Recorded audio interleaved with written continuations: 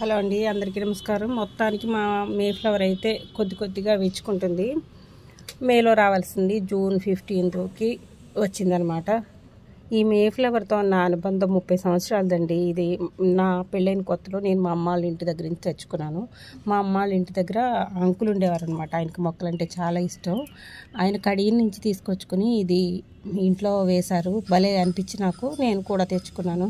అప్పట్లో సుందరాకాండ సినిమాలో వెంకటేష్ గారిది ఈ ఫ్లవర్ ఒక పాటలో కనిపిస్తుందండి. అప్పుడు భలేగా ఉండేది. అలా నేను తెచ్చుకున్నాను అనమాట హైదరాబాద్కి. మా ఇంట్లో చూసి చాలామంది అడిగితే నేను చాలామందికి దుంపలు ఇచ్చానమాట. అందరిళ్లలోనూ కింద నాటుకున్నారు, భలే వచ్చాయి. మా అన్నయ్య వాళ్ళ ఇంట్లో అయితే ఒక 10-15 పువ్వులు ఒకేసారి విచ్చుకుంటాయి అనమాట. చాలా బాగుంటాయి నేలలో వేసుకుంటే. మధ్యలో నేను మిస్ అయ్యాను ఈ మొక్కని. ఎందుకంటే దీంట్లో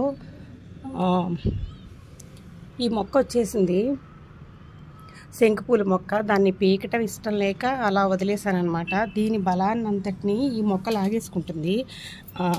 దాంతో దీనికి బలం తగ్గిపోయి రావట్లేదన్నమాట 2 ఇయర్స్ నుంచి. కానీ ఈ మొక్కని నేను పీకలేకపోతున్నాను. ఏం చేస్తాం, ఇంకా ఈ మొక్కకి ఏమన్నా అయినప్పుడు తప్పితే నేను దీన్ని పీకలేను. లేదంటే ఈ దుంపలు తీసుకుని వేరే దేంట్లో అయినా పెట్టాలి.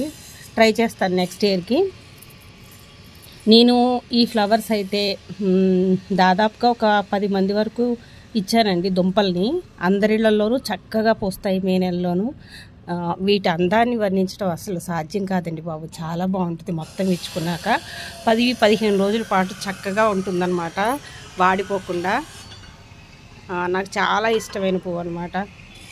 మీకు కూడా ఈ పువ్వు అంటే ఎంతమందికి ఇష్టమో తప్పకుండా తెలియచేయండి. వీడియో నచ్చితే లైక్ చేయండి. థ్యాంక్ యూ అండి. Thanks for watching.